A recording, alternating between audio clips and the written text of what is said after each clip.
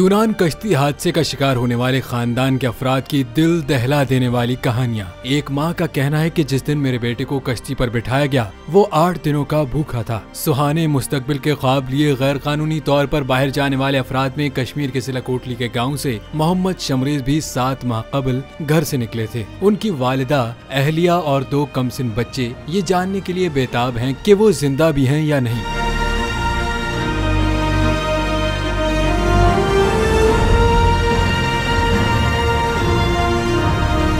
शमरेज की अहलिया के मुताबिक उसने हालात से तंग आकर मुल्क से बाहर जाने का फैसला किया और 22 लाख कर्ज लेकर एजेंट को दिए। उनके साथ इस गांव के और भी बहुत से नौजवान थे जो गैर कानूनी तौर पर इस कश्ती के जरिए बाहर जा रहे थे। ये लोग भी किसी न किसी से कर्ज लेकर गए थे। उन्हीं में से एक नौजवान के वालिद का कहना था कि मेरे बेटे ने बताया कि उसको खाने के लिए भी कई दिनों से कुछ नहीं दिया गया था और वापस जाने का कहने पर उन अफराद पर तशद्दुद किया जाता था। शमरेज की वालिदा का भी कहना था कि जिस दिन उसको उन्होंने कश्ती पर बिठाया है वो 8 दिनों का भूखा था। शमरेज की अहलिया का मुतालबा है कि उन स्मगलर के खिलाफ कानूनी कार्रवाई करके उन्हें कैफरे किरदार तक पहुंचाना चाहिए।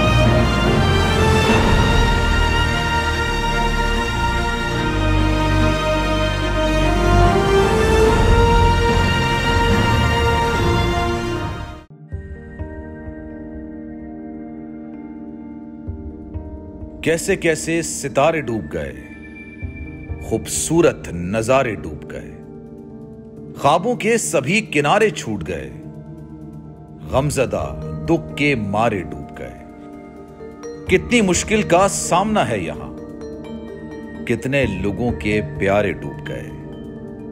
आओ मिलकर करें मदद सबकी जिनके सारे सहारे डूब गए।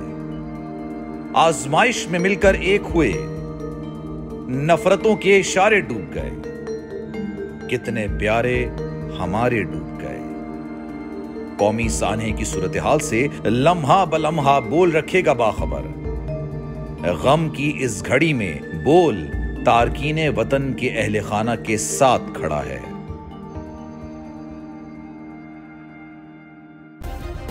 सब्सक्राइब करें और बेल दबाएं ताकि कोई खबर रह न जाए।